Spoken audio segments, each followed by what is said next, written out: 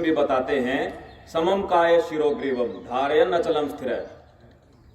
समम काय शिरोग्रीवम कि हमने अपनी काया को समम काय शिरोग्रीवम अपनी रीढ़ की हड्डी, सिर और गर्दन इन तीनों को एक सीध में रख के बैठना है। आंखों को बंद कर लेंगे। प्राणायाम के अभ्यास से पूर्व श्वास प्रश्वास पर अपना ध्यान लेके जाएंगे।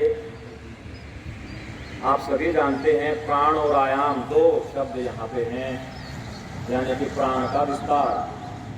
अब प्राण का विस्तार क्यों? क्योंकि प्राण ही सब कुछ है। आदमी के पूरे शरीर में जितने भी अंग हैं, हाथ पैर आंख नाक कान मुंह लीवर गुर्दे फेफड़े, ये सारे के सारे यों के यों हो, लेकिन बस एक प्राण यहां से चला जाए तो कुछ भी नहीं बचता। इसीलिए पुराने शास्त्रों में प्राण को श्रेष्ठ बताया गया है। शास्त्रों में लिखा गया है प्राणम श्रेष्ठम प्राणम ज्येष्ठम प्राणम परमम औषधम, कि प्राण ही श्रेष्ठ है इस मानव शरीर में सबसे, और प्राण ही ज्येष्ठ है, प्राण ही सबसे बड़ा है, और प्राण ही सबसे बड़ी औषधि है। हमारी सारी बीमारियों का इलाज एक प्राण में है। जिसका प्राण जितना मजबूत है वो उतना बीमारियों से दूर है, और जब हमारा प्राण कमजोर हो जाएगा तो बीमारियां हमें घेर लेंगी। और ऐसा भी कहा गया है यावद वायु स्थितो देहे तावत् जीवनम उच्यते मरणम तस्य निष्क्रांति ततो वायु निरोधये,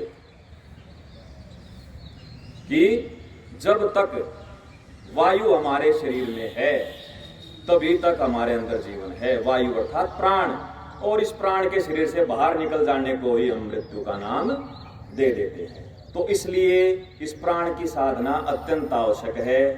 प्राण की साधना जरूर करनी चाहिए, लेकिन इसमें एक बात है कि किसी योग्य व्यक्ति की देखरेख में करनी चाहिए, क्योंकि कई बार प्राण है महत्वपूर्ण चीज है। अगर इसकी साधना में हम गड़बड़ करते हैं, कोई गलती करते हैं, तो ये फायदे की बजाय हमें नुकसान भी दे सकता है। हम बहुत बड़े बैठे हैं तो आप लोग जानते भी होंगे कि किसी भी हिंसक पशु को जब काबू किया जाता है तो बड़ी सावधानी से किया जाता है। इसी प्रकार प्राण को भी बड़ी सावधानी से काबू करना चाहिए। ऐसा शास्त्रों में लिखा गया है यथा सिंहो गजो व्याघ्रो भवेत वश्य शनै शनै तथैव सेवितो वायुरन्यथा हन्ति साधकम, कि जिस प्रकार शेर बाघ और चीता इन हिंसक पशुओं को वश में धीरे धीरे किया जाता है, वैसे ही इस प्राण पे भी नियंत्रण